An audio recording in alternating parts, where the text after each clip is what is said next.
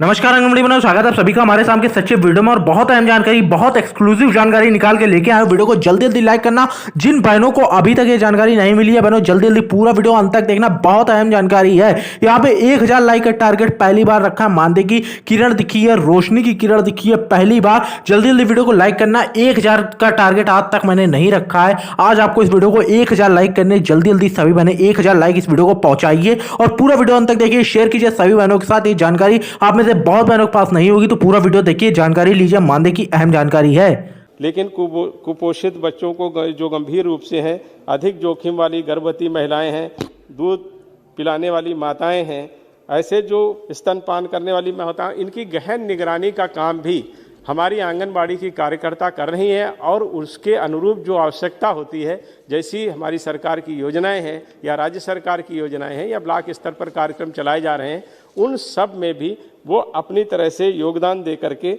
ऐसी खाद्य सामग्री जो कैलोरी और प्रोटीन की जिसमें मात्रा इस तरह की हो जो कुपोषण से बच्चों को मुक्त करे, ऐसी सारी व्यवस्थाएं और आहार भी उपलब्ध कराने का काम उन्होंने किया है और कोविड के दौरान भी किया है। कोविड में आंगनबाड़ी के केंद्र भले बंद रहे, लेकिन जो सरकार की योजनाएं आई, कोविड के प्रति जागरूक करना हमारे लिए एक बहुत बड़ी चुनौती थी।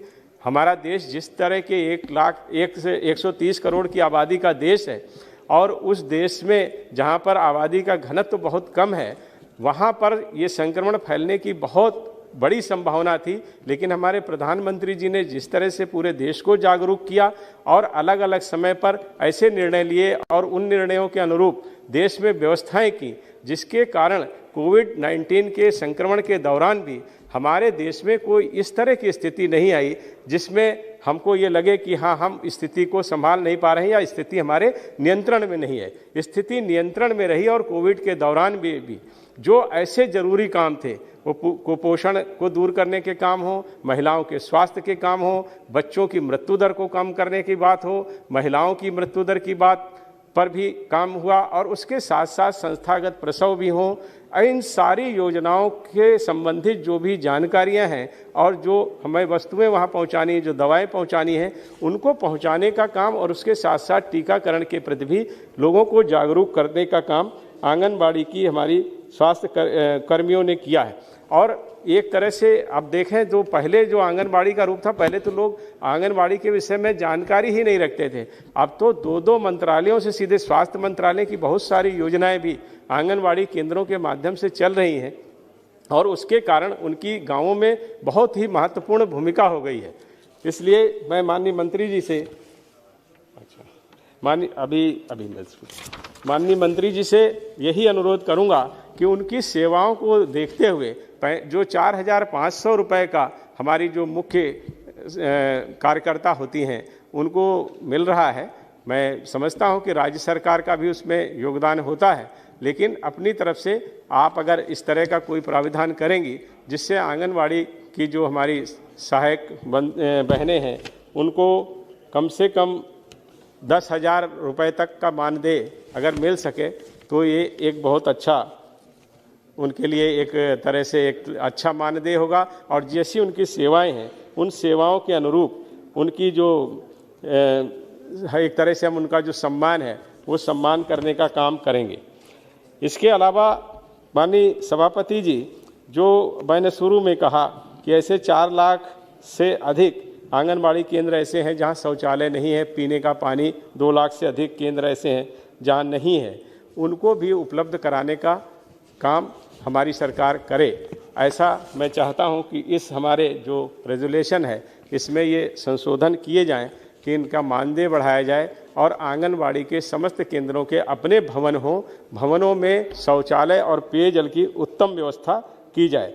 उसके साथ ही साथ जो वो काम करती हैं, वो गांव-गांव में जाने का काम है। अगर उनको अपने जो भवन के साथ साथ जहां उनको ये मिले कि कुछ इस तरह की सुविधाएं मिल सकें जिससे आने जाने का उनका काम सरल हो सके, जो भवन हो वहाँ पर फर्नीचर है, अन्य दूसरी जो सुविधाएं हैं वो उनको मिल जाए, लाइट है, ये सारे कामों को हमको करना चाहिए। साथ ही साथ मैं एक हमारे साथी ने एक मुझे ये पत्र दिया है, तो उसमें भी मैं कहना चाहूँगा, ये हालांकि राज्य सरकार का विषय है, लेकिन माननीय मंत्री जी हैं तो उनके संज्ञान में मैं लाना चाहता हूं कि जो आंगनबाड़ी केंद्रों पर जो CDPO होती है ब्लॉक स्तर पर, वो ऐसा उन्होंने बताया है कि वो कुछ जगहों पर घूस लेने का काम भी करती हैं। 2000 रुपया ऐसे उनके मानदेय से ले लेती हैं। हाँ माननीय सभा, हाँ, अच्छा, इस तरह का घूस लेती हैं तो भ्रष्टाचार के पर भी लगाम लगे। और निश्चित रूप से जैसा उनका काम है और जहाँ से वो निकल करके आती हैं, जिस तरह के कामों को करती हैं, तो इसकी संभावनाएं तो हैं। और इन संभावनाओं को देखते हुए भ्रष्टाचार खत्म हो और आंगनबाड़ी की जो सेवाएं हैं, जिस तरह का उनका काम है, उससे उनके सम्मान के साथ साथ उनको भ्रष्टाचार से भी मुक्त करने का काम करना चाहिए। जैसे मैंने मानदेय बढ़ाने की बात कही है, वो बात उसके साथ ही साथ मैं आपसे एक बात और कहना चाहूँगा कि हमने जैसे ये कहा है कि कई बार पहले शिकायतें आई हैं, इधर कोई ऐसी शिकायत नहीं आई कि जो आंगनबाड़ी केंद्र की जो महिलाएं हैं उनके शोषण की भी बहुत सारी शिकायतें प्रदेश स्तर पर प्राप्त हुई हैं। और वो उनके लिए एक इस तरह की विधि संचालित है जो प्रदेश में उनके इस तरह के जो घटनाक्रम होते हैं उसमें वो काम करती है। बस दो चार मिनट रुक जाइए। तो वो उसके लिए काम करते हैं।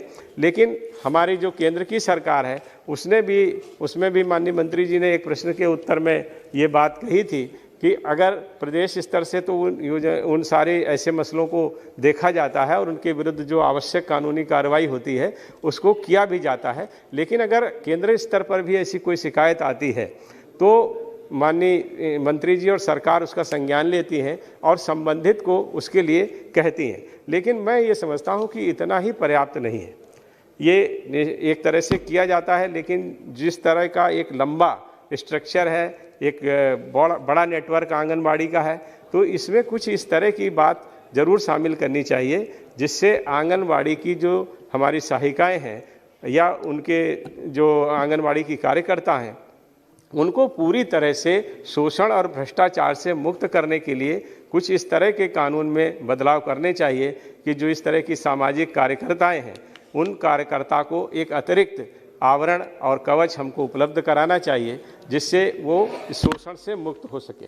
एक अंतिम बात मैं माननीय मंत्री जी के माध्यम से और चाहूँगा और इस रेजोल्यूशन में शामिल करने की प्रार्थना करूँगा कि आंगनबाड़ी की जो कार्यकर्ता हैं वो काम तो कर रही हैं, अच्छा काम कर रही हैं, अच्छे परिणाम भी आए हैं। क्योंकि जिस तरह से प्रधानमंत्री जी ने और आपने ये अपेक्षा की थी कि हमारे देश में एक बदलाव आए, तो वास्तव में कुपोषण को दूर करने में मुक्त तो नहीं हुए, लेकिन कुपोषण को दूर करने में भी हमको सफलता मिली है।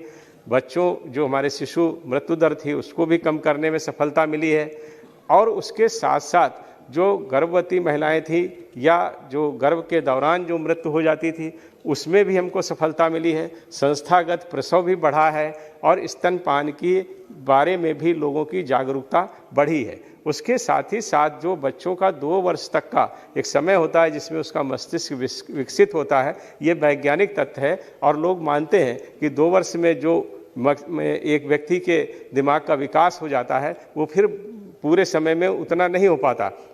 इसलिए वो महत्वपूर्ण समय के लिए जो योजना बनाई है उसके लिए भी ये कार्यकर्ता बहुत अच्छा काम कर रही हैं। इनका नियमित रूप से ब्लॉक और जिला स्तर पर प्रशिक्षण होता है, वहाँ से उनकी देखभाल की जाती है। और आपने भी जो ऐप बनाया है जो स्मार्टफोन के माध्यम से आपको वो सूचनाएं देती हैं, उसका भी आप जांच और सर्वे करती हैं। तो एक तरह से ये पूरी इस तरह की एक स्ट्रक्चर बन गया है कि इसमें हम ये कह सकते हैं कि आंगनबाड़ी एक ऐसा हमारे लिए चीज़ हो गई है, या कहेंगे एक ऐसा नेटवर्क हो गया है जिसके माध्यम से हम देश की एक बहुत बड़ी समस्या से निजात पाने की स्थिति में आ गए हैं। मैं अंतिम बात आपसे यही कहूँगा कि इनको मानदेय बढ़ाने के अलावा जो आंगनबाड़ी के केंद्रों में सुविधाएं हैं, शोषण और भ्रष्टाचार से मुक्त कराने के अलावा मेरी आपसे गुजारिश है कि हमारे प्रधानमंत्री जी ने, आपने और हमारी सरकार ने लोगों के विषय में, गरीब और कमज़ोर तबके के विषय में बहुत गंभीरता से और संवेदनशीलता से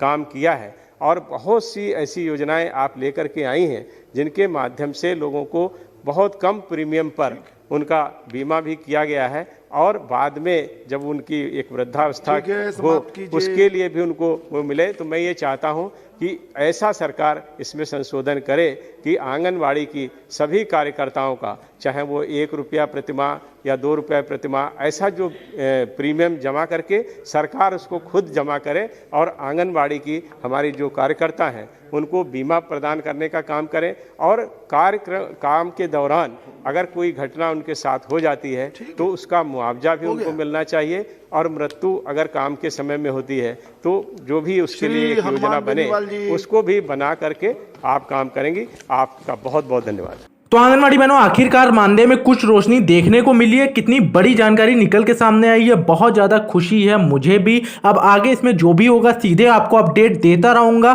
चैनल के साथ बनी रहना। और इसी के साथ पंजाब में भी बता दूं, 10 बजे से दोपहर 1 बजे तक सभी आंगनवाड़ी केंद्रों को फिर से खोलने का फैसला किया गया है। 10 बजे से दोपहर 1 बजे तक सारे केंद्र खोले जाएंगे, यानी करीब 3 घंटे केंद्रों को खोलने का समय रहेगा। तो वीडियो को जल्दी जल्दी लाइक कीजिएगा। आप सभी बहने जल्दी जल्दी वीडियो को लाइक कीजिएगा, क्योंकि आज ऐसी खुशखबरी कभी निकल के सामने नहीं आई है। वीडियो को लाइक कीजिए, शेयर कीजिए अपनी ऐसी और भी बहनों के साथ। मैं मिलता हूं आपसे अगली वीडियो में। आप सभी का बहुत बहुत धन्यवाद। Thank you and goodbye. आपका दिन शुभ रहे।